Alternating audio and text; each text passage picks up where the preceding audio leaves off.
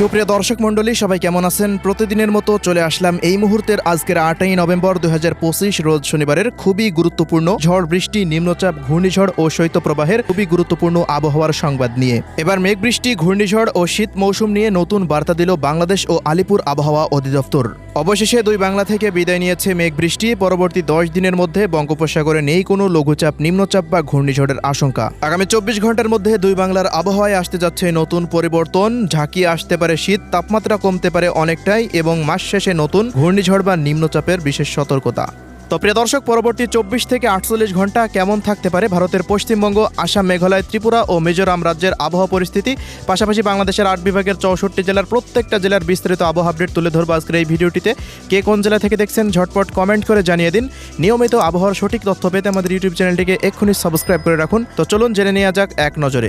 সুপ্রিয় দর্শক মণ্ডলী, প্রতিদিনের মতো আমরা এ পর্যায়ে সরাসরি চলে আসলাম বায়ুঝাপটা মোডে। আমরা শুরুতে এই মুহূর্তে দেখে নিব দেশের আবহাওয়া পরিস্থিতিতে বায়ু প্রবাহ কেমন রয়েছে এবং বঙ্গোপসাগরের নতুন ঘূর্ণিঝড় এবং নিম্নচাপের আপডেট।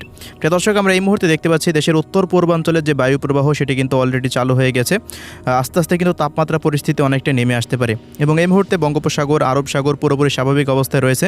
তবে এদিকে ফিলিপাইন সাগরের দিকে তৈরি হয়েছে শক্তিশালী টাইফুন। এটি সর্বোচ্চ 250 কিলোমিটার গতিবেগ নিয়ে দেখা যাচ্ছে যে আগামী 9 তারিখে উপকূলে আশ্রয় পড়তে পারে।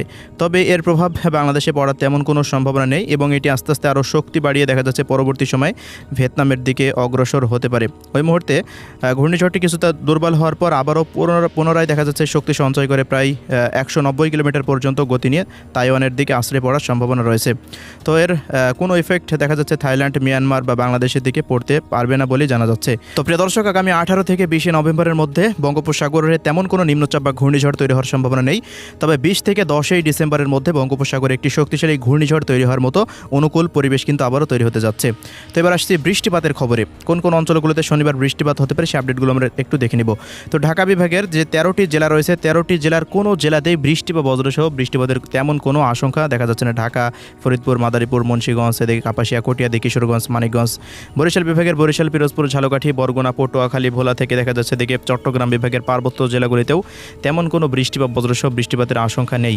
এদিকে মোটামুটি প্রত্যেকটা জেলার আকাশই পরিষ্কার থাকতে পারে সারাদিন।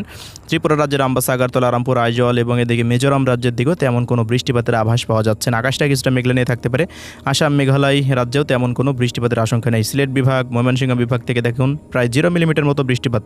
এদিকে দেখা যাচ্ছে রংপুর বিভাগ, রাজশাহী বিভাগের জেলাগুলিতেও আকাশটা পুরোপুরি পরিষ্কার অবস্থায় থাকতে পারে। এই সমস্ত বিভাগগুলিতেও বৃষ্টিপাতের তেমন কোনো সম্ভাবনা নেই। খুলনা বিভাগের কুষ্টিয়া জেলা থেকে শুরু করে বাগেরহাট জেলা পর্যন্ত প্রত্যেকটা জেলার আকাশ সারাদিনই মেঘমুক্ত অবস্থায় থাকতে পারে, বৃষ্টিপাতের আশঙ্কা নেই। ভারতের পশ্চিমবঙ্গের 23টি জেলাতে কোনো জেলাতে ইনশাল্লাহ তেমন কোনো বৃষ্টি বা বজ্রসহ বৃষ্টিপাতের সম্ভাবনা নেই। কলকাতা থেকে শুরু করে দার্জিলিং, আলিপুরদুয়ার, কোচবিহার, কালিম্পং, শিলিগুড়ি পর্যন্ত আবহাওয়াটা পুরোপুরি পরিষ্কার থাকতে পারে। সারাদিনই দেখা যাচ্ছে যে শনিবারের দিন পুরো বেঙ্গল জোনে বৃষ্টি বা বজ্রসহ বৃষ্টিপাতের আশঙ্কা নেই। আকাশে কিছুটা মেঘলা থাকতে পারে, তবে সেই মেঘের দ্বারা বৃষ্টিপাত হবে না ইনশাল্লাহ। এবার প্রিয় দর্শক, একটু উপগ্রহ রাডারে চলে আসলাম। উপগ্রহ রাডার থেকেও দেখতে পাচ্ছি দেশের 8 বিভাগের 64 জেলা, ভারতের পশ্চিমবঙ্গ, আসাম, মেঘালয়, ত্রিপুরা ও মিজোরাম রাজ্যে আবহাওয়াটা কিছুটা মেঘলা রয়েছে, আংশিক মেঘলা। এবার আসছি তাপমাত্রা পরিস্থিতিতে। ত্রিপুরা রাজ্যের তাপমাত্রা পরিস্থিতি সর্বনিম্ন শনিবারের দিন 20 ডিগ্রি সেলসিয়াস থাকতে পারে। মিজোরামে সর্বনিম্ন তাপমাত্রা 15 ডিগ্রি সেলসিয়াস। আসামের দিকে সর্বনিম্ন তাপমাত্রা 11 ডিগ্রি সেলসিয়াসের ঘরে নেমে আসতে পারে।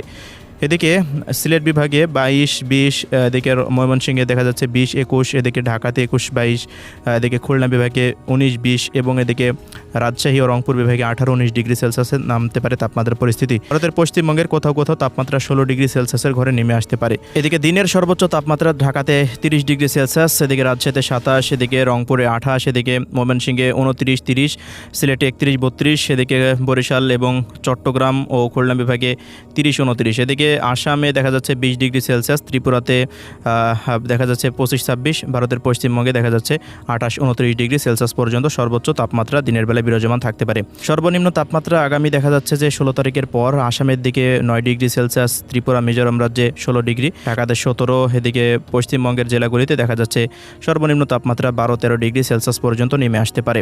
আস্তে আস্তে শীতের মৌসুম কিন্তু শুরু হয়ে যাচ্ছে আগামী 20 নভেম্বরের মধ্যে। তো এই ছিল আজকের আবহাওয়ার রিপোর্ট। সবাই ভালো থাকবেন। আল্লাহ হাফেজ।